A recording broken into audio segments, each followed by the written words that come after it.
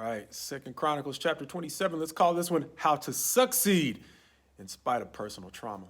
Understanding that this is a very short chapter that describes for us the reign of King Jotham, who is going to take over from his father Uzziah, as we mentioned in the last chapter, who was a great king, stricken with leprosy late in his career because his success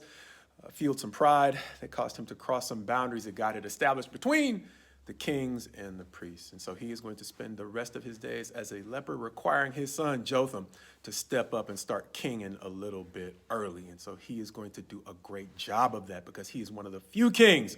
about whom there's almost nothing negative said. Only caveat being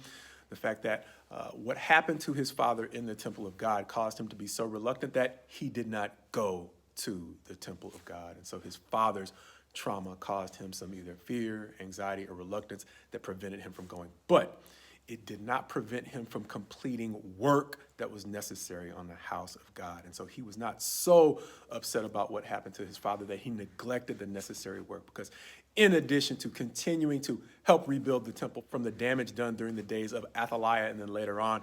by Joash, he is not only going to continue to make improvements on the temple, he's going to strengthen the towns of Judah and also solidify control over parts of what had once been Israel's empire. Understanding that at their height under Solomon, it wasn't simply Israel's borders, but they were going all the way from the Euphrates River to Egypt, something that, again, is now a thing in Judah because during Uzziah's wonder years, he took just those two southern tribes and spread their fame once again all the way to the borders of Egypt. And so in doing that, he had to subdue some territories that had been lost now that they were just the southern two tribes and no longer the empire they used to be. But because his reign was so successful in spite of his personal failings, he was able to begin to subdue nations that they had lost control of when they were at their height under David and Solomon. And so now Jotham is going to do the same thing with regard to the Ammonites, former foes who were kind of a litmus test for where Judah was as a nation. In years that they were doing well,